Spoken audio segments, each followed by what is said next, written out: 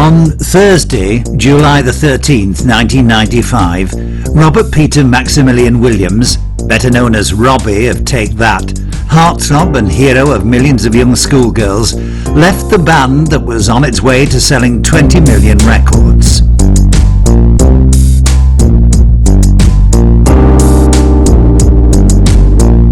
The Five Pretty Boys had become the biggest pop group of its time and had been named hottest teen idols in the world by Rolling Stone magazine.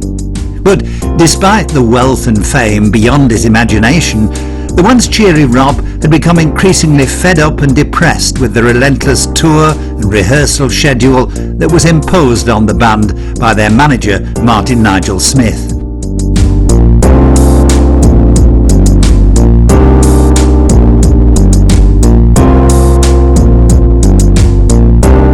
Rob wanted more than just to be the dancer and backing singer in a polished boy group with a planned image. He wanted to live his own ideas of stardom, compose his own songs, be at the front, party the wild life. He longed to be the entertainer Robbie Williams we know today, the most successful European pop idol, the sing and swing when you're winning kid with the bad boy image, worth an unprecedented £80 million to his record company EMI.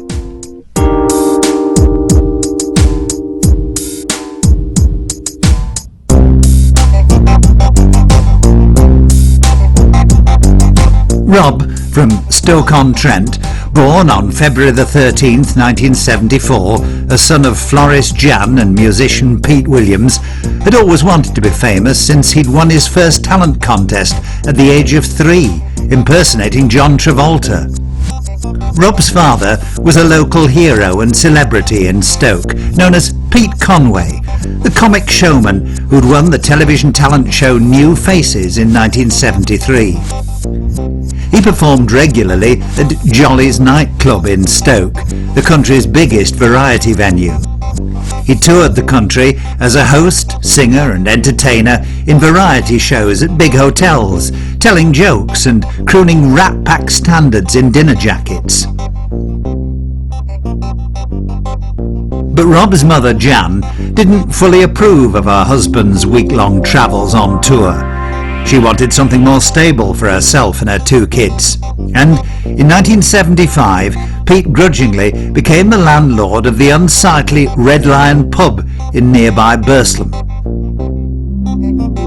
The daily business of running a pub was too hard on Pete Conway. He left his wife Jan, son Rob and daughter Sally in 1977. Robbie did actually live here with his parents. His parents ran this establishment in the 70s. As far as I know, obviously a lot of things have been taken out. I mean, all the furniture, fittings and everything that Robbie had here has now been, it's gone. Everything's been renewed. But having said that, Robbie still has a strong connection with the area. His father still lives locally, works locally. He does the cruise ships. Robbie's father's also an entertainer, and apparently he does drink and beer still. We haven't actually met him yet, but I've no doubt he will introduce himself sometime. I'd like to see if he ever comes back, or hope he just pop in and say hello. I know he does follow Port Vale, the local football club, which is just around the corner. He still follows them, so if he ever comes to see them, he can pop in and see us. In school, Rob quickly found out that his qualities as an entertainer and professional joker got him dates with girls despite his chubbiness. He was never a good student. At St Margaret Ward High School, Rob also hated lessons, but further refined his professional skills as an actor. Hey, what's you steering it? Ain't you never seen a jinx? He played leading roles in numerous student theatre plays and soon regularly appeared in the local newspapers. I've been walking for 7 days. Oh, yeah, I see. You must be running away from the beak. The what? Now, don't tell me you don't know what the beak is, me flash, mate. Isn't a beak what a bird's got? My eyes agree. A beak is a magistrate for your information. Here, you agree? Yes, I am. His teachers called him a natural, but still warned him not to waste his time on silly dreams. But Rob didn't care at all. He'd already set his mind on making it in show business. He took tap dance lessons, became a member of all 5 local amateur theatre societies in nearby Staffordshire, and announced to teachers and fellow students that he was going to be famous. Finally, his role as the Artful Dodger in a production of Oliver convinced everybody in the audience that Rob had the ability to sweep any public off their feet with his remarkable charisma. Consider yourself.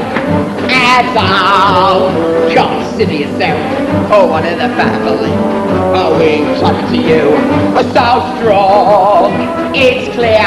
Oh, we're going to get along. Consider yourself.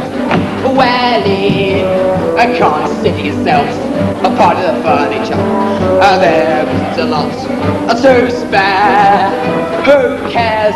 Oh, whatever we've got, we share. If it's a chance to be, we should do some other life. Empty lot of lives lying around. Oh, it's a chance for me, somebody to put the bill, and then the big star on the air. Consider yourself. Oh, mate, we've not to have enough fast for after some consideration we can stay. Consider yourself one of us. Consider yourself At home? consider yourself. One of the family? We've talked to you. So strong.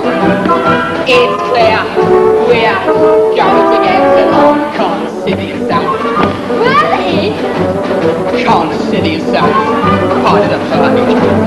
there's a lot to spare. Who cares? Whatever we got we share. Nobody tries to be loud, desire or apathy. And there's a comforting for all. Only strives to be anti with a rowdy beat. Or when the landlord comes to call.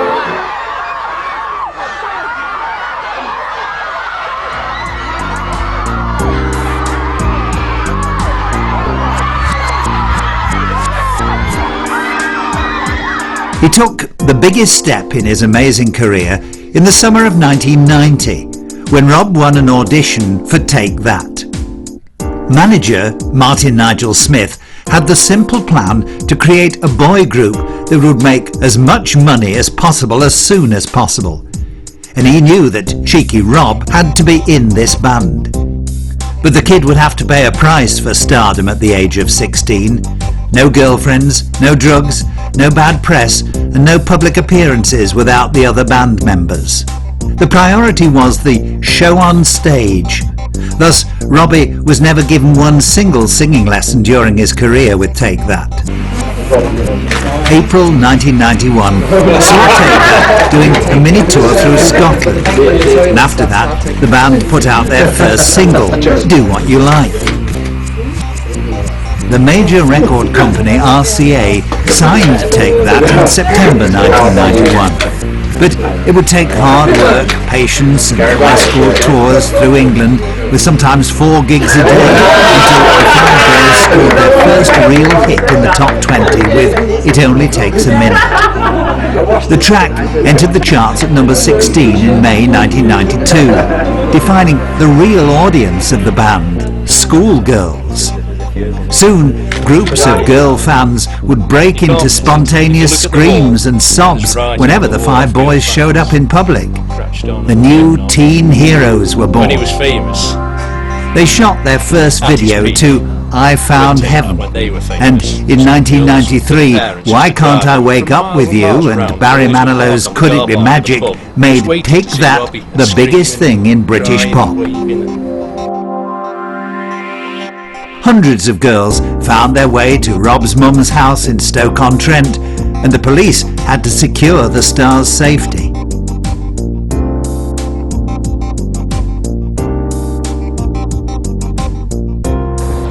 Anything that comes from Stoke-on-Trent does well. But Robbie Williams, seemingly in the 7th heaven of public celebrity, had become increasingly embarrassed about Take That and their image.